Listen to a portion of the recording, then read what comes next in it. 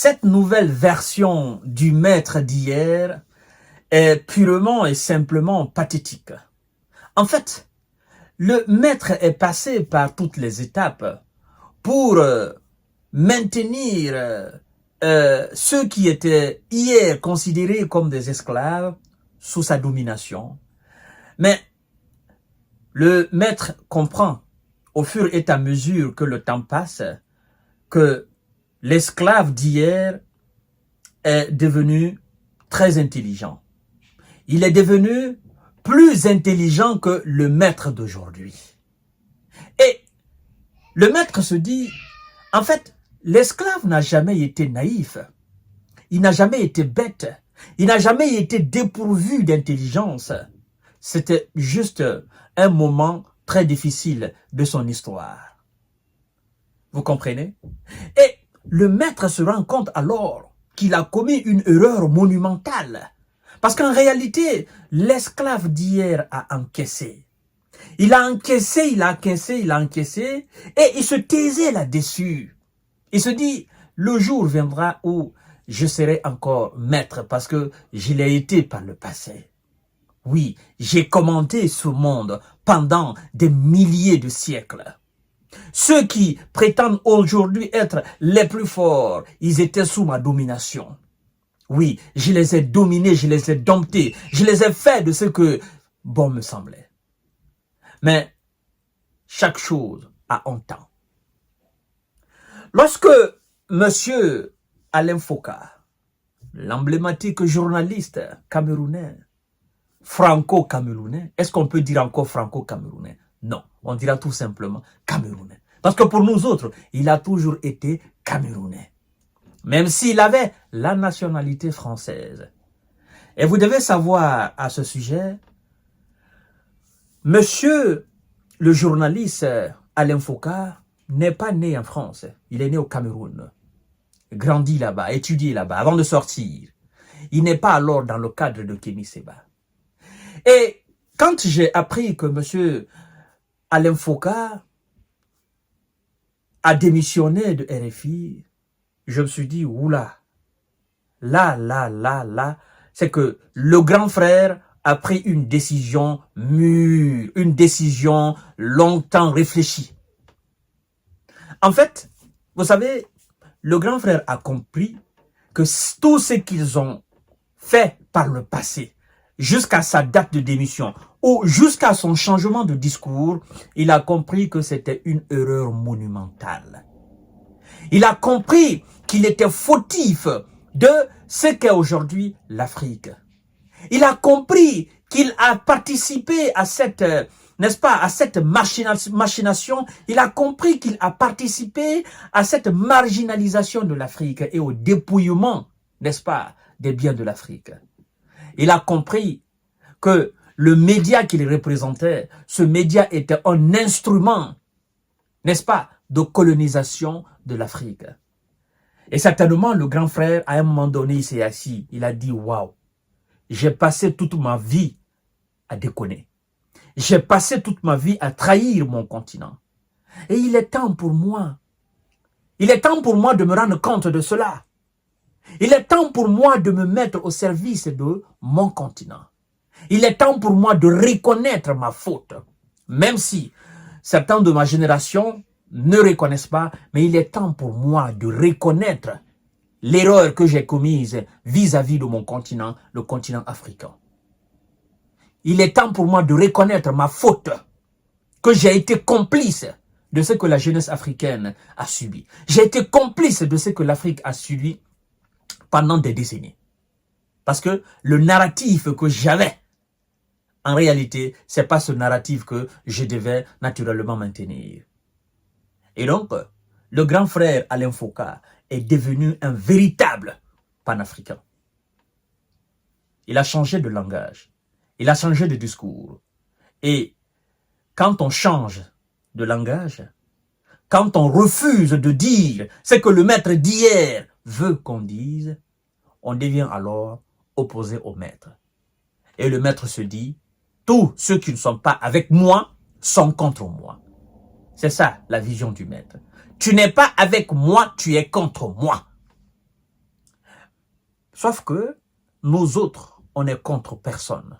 Mais le fait de défendre les intérêts de l'Afrique, le maître considère cela comme naturellement être contre lui. Et c'est là, le maître fait une erreur monumentale, parce que cela ne va pas cesser. Alors, j'apprends tout dernièrement, après l'épisode de Kémé Séba, que le grand frère Alain Foucault a été déchu de sa nationalité française. Je me dis, mais c'est pas étrange, c'est la nouvelle procédure, la nouvelle tendance du maître. Oui, c'est la nouvelle façon du maître de tenter de faire taire tous ceux qui mettent en avant les intérêts de l'Afrique. Sauf qu'ils se trompent largement. Parce qu'en faisant cela, il donne encore, c'est-à-dire, il solidifie davantage la conviction des panafricanistes. La conviction de tous ceux qui se sont levés depuis un certain temps pour défendre les intérêts de l'Afrique et dénoncer les abus, n'est-ce pas, des Occidentaux et donc du maître. Vous comprenez, mesdames et messieurs? Monsieur Alain Foucault devrait s'attendre à cela. Mais est-ce que c'est une perte? Je dirais non. Je dirais non. Un homme de près de 60 ans qui a fait une carrière et qui n'a rien envié à personne, qui sait ce que c'est que l'Occident, qui a sillonné le monde, ben, un homme de près de 60 ans avec une telle expérience, qu'est-ce qu'il a à perdre? Il n'y a pas d'expérience qu'il n'a pas. Dans le domaine là,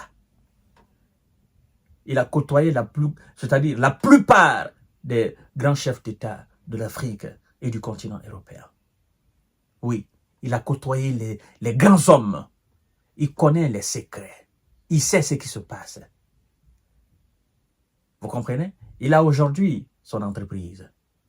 Il a ouvert une chaîne de télévision.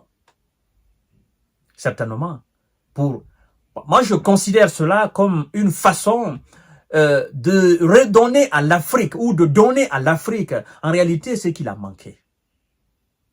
C'est une façon de servir l'Afrique, de dire tout ce que j'ai fait contre mon continent par le passé, je dois maintenant changer. Et je dois maintenant me mettre au service. En fait, le grand frère n'avait pas le choix. C'est ça la réalité. D'accord? Son changement de discours, son changement de langage est dû au fait qu'il n'avait plus le choix.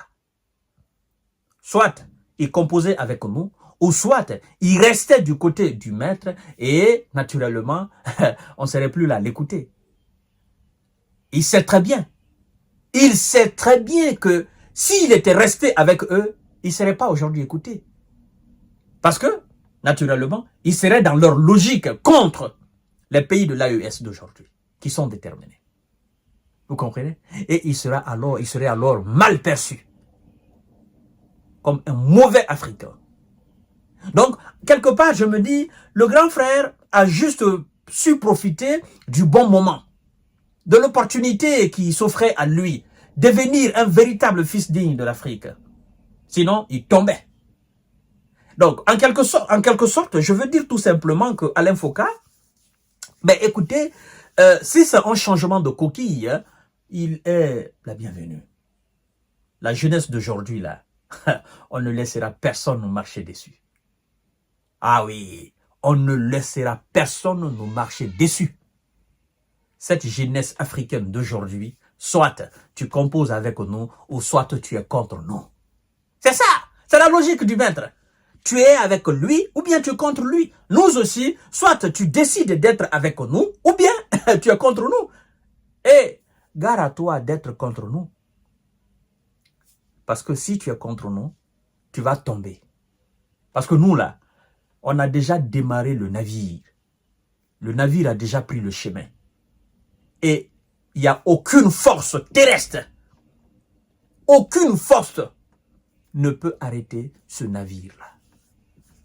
Parce que longtemps, on a dit qu'il y a un navire qui va démarrer. Il y a un navire qui va démarrer. Oh, les maîtres, ils ont dit non, ils ne pourront pas, ça ne va jamais venir, machin, continuons dans notre logique. Ils n'ont pas vu venir ça, cette vague de révolutionnaires, cette vague, n'est-ce pas, de jeunes Africains très engagés qui ont une capacité de réflexion et d'analyse très pertinente, au fait. C'est ça, mesdames et messieurs. Je vous ai dit que ce réveil de l'Afrique sonne dans les tympans des Occidentaux comme du métal fondu. Et ça leur fait énormément mal. Mais qu'est-ce qu'ils pensaient? Qu'on allait continuer comme ça? On ne peut pas. Le monde est dans un cycle de changement. Ce n'est pas seulement l'Afrique. Le monde est dans un cycle de changement. Et tous ceux qui veulent garder les esprits des années 20, des années 30, des années 50, des années 1800, ils vont rester derrière. Nous allons évoluer. Alors, M. Alain Foka, qui certainement a perdu sa nationalité française, ou on lui a retiré sa nationalité française, ben écoutez, parce que c'est ce que j'ai appris, moi je me dis, ça c'est pas une surprise. C'est pas une surprise. Aujourd'hui, c'est leur stratégie. Mais ça ne va pas arrêter quelqu'un. Ah oui, ça ne va arrêter personne. Nous allons continuer. Parce que ce combat que nous avons entamé, c'est quelque chose qui est dans notre sang. C'est une décision. Soit on décide d'aller de l'avant, ou on continue d'être soumis.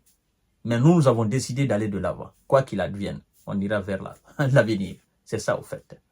Donc, quand j'écoute le discours du grand frère, je dis, ah ouais, l'homme est appelé à changer. Hein. L'homme est appelé à changer, comme disait Ahmed Sékou Touré. Oui, il dit que toute personne, toute intelligence est perfectible jusqu'à l'infini. Toute intelligence est perfectible jusqu'à l'infini. Tout est appelé à changer. Tu peux voir quelqu'un aujourd'hui riche, demain il est pauvre. Tu peux voir aujourd'hui quelqu'un qui est fou, demain il est président de la République. Il a retrouvé sa santé. Tu peux voir aujourd'hui quelqu'un qui est considéré comme ton pire ennemi. Il devient demain ton meilleur ami. Donc tout est appelé à changer. Et le grand frère a changé certainement. Donc nous disons tout simplement, bienvenue dans l'Afrique que vous avez manipulée par le passé. Bienvenue. Parce que lui-même, il reconnaît qu'il est fautif. Il me reconnaît qu'il a commis des erreurs. Il reconnaît que sa génération a échoué. Et donc, son expérience, il veut le mettre au service de la jeunesse africaine d'aujourd'hui. Nous allons voir, mesdames et messieurs. Ça va se savoir. À tout à l'heure pour notre série d'informations de décortiquage.